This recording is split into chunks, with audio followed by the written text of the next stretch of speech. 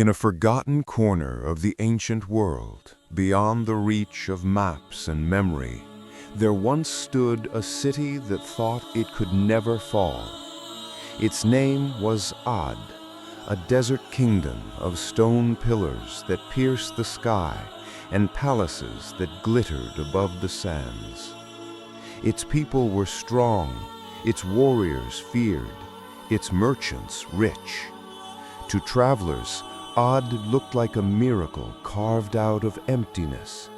But beneath the pride and power of this city, something else had taken root, a dangerous belief that they were untouchable. Walking among the crowded markets and towering columns was a single, quiet man, Hud, a prophet sent to remind Ad where their strength truly came from. He did not arrive with an army or with gold.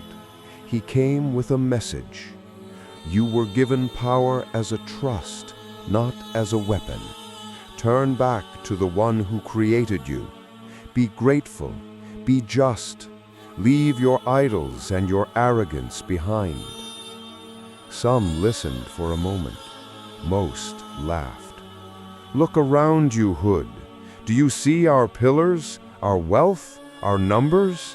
If there is any punishment coming, let it come. We do not fear what we cannot see. Days turned into years. Hud's voice echoed through courtyards and alleys, at city gates and under shaded arches. But the hearts of Ad grew harder. Then, without warning, the sky changed. The gentle rains that once fed their fields and filled their wells stopped. The earth cracked, the air grew hotter and heavier, and the wind carried dust instead of relief. At first, the people treated it as a passing hardship. They dug deeper wells. They opened their storerooms. They boasted that their wealth would outlast any dry season. But the drought did not end. Each sunrise brought a harsher heat. Each sunset revealed more empty jars, more dry fields, more desperate faces. Quietly, a few of them found Hud and asked, "What is happening to us?" Hud answered, "This is a warning before a greater storm. There is still time. Turn back now. Humble yourselves. Return to your Lord, and you may yet be shown mercy."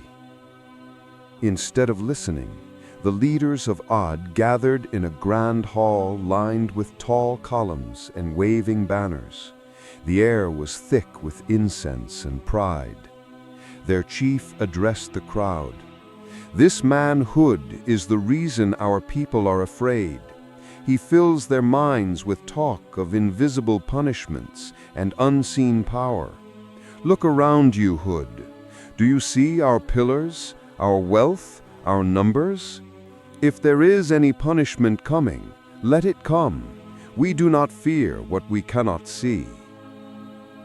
The gathering erupted in applause. They raised their hands to their carved idols and said, "If there is true punishment, let it fall upon us now. We stand ready." Not long after, while the desert sweltered under a merciless sun, a child standing at the edge of the city pointed to the horizon.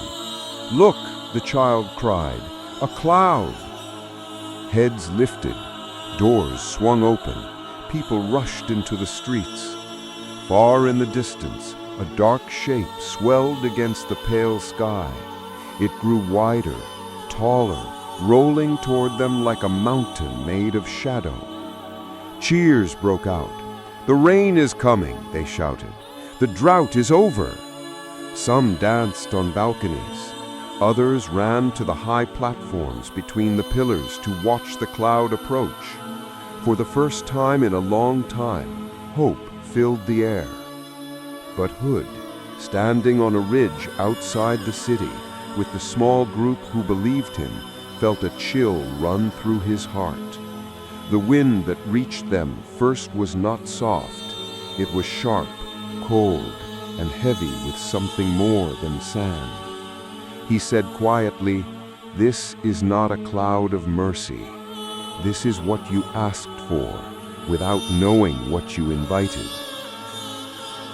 The dark mass rolled overhead, but no rain fell. Instead, the wind rose with a terrifying voice. It tore tents from their ropes and slammed shutters against stone. Sand whipped through the streets, stinging skin and blinding eyes. A pillar cracked with a deep, echoing boom. Then another. The proud monuments of Ad, carved to scrape the sky, began to shudder. Within moments, the wind became a force that no wall could resist. It lifted carts and animals and hurled them through the streets. People tried to cling to doorways, to one another, to anything solid, but the storm tore their grip away. Night after night, the wind howled. Day after day, it stripped the city of its pride, its carvings, its history, until the stronghold that once dominated the desert was being ground into dust. On the ridge, Hud and his followers watched in grief as the storm passed over them and moved on. It roared through the city, but did not touch those who had believed and turned back. When silence finally fell, the soaring pillars of Ad were gone. In their place lay only dunes, smooth and empty. Hud looked upon the vanished city and said, not in anger, but in sorrow, "Strength without gratitude always ends in sand." Then he turned away, leaving behind a warning buried beneath the desert, that no matter how high a people build, they are never beyond the reach of the one who gave them their strength in the first place.